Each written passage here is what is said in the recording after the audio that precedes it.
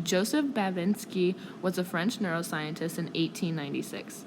He noticed that in adults, when stroking the sole of the foot, this will make the big toe curl downwards. However, in infants and others with certain neurological conditions, the big toe curls upwards. He discovered this in a patient with hemiplegia, or paralysis on one side of the body, caused by a retraction of the lower limb and flexion in the toes on the metatarsal bones.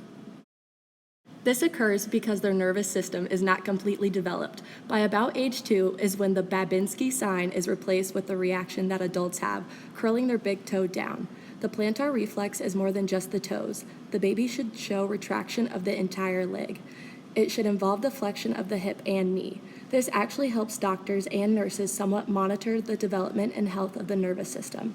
For parents, it is an easy task to do to assess some of the more subtle developments of your child.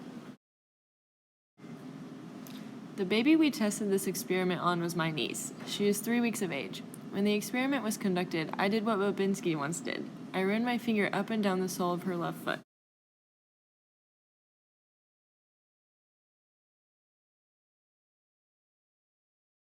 When the experiment was carried out live, the hypothesis stood true. The infant was lying down on her back, and as soon as a finger rubbed up and down on the sole of her foot, the big toe went up and her other toes spread out as well. She also cried and kicked her legs a little bit. The experiment continued for about 6 strokes, and her toes continued to go up and down. The patient in this video shows a case of hemiplegia, meaning she has one side that is paralyzed and one side with typical motor function. This reflex indicates what typical neurological function should look like in children under 1 to 2 years of age and unhealthy adults such as patients with hemiplegia. If a positive Babinski sign is observed over the age of 2 or in adults, it can indicate underlying neurological conditions.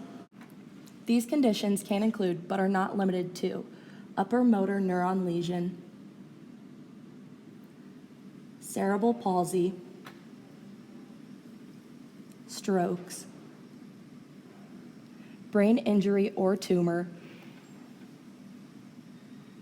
spinal cord tumor or injury,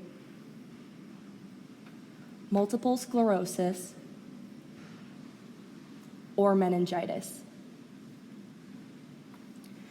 If a child is younger than 1 but doesn't have a normal Babinski reflex, it is suggested they visit a specialist who can examine the brain and nervous system more closely.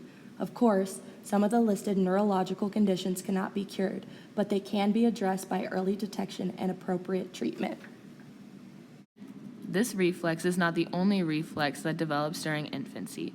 Other reflexes include the root reflex, which is when a doctor rubs his finger on the corner of the baby's mouth to see if the baby will reflexively move their head toward the direction of the stroking to look for a nipple or bottle to feed on.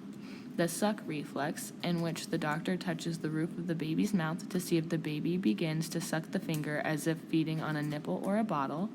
And the grasp reflex, in which the doctor rubs a finger on the palm of the baby's hand to see if the baby reflexively wraps their fingers tightly around the doctor's finger.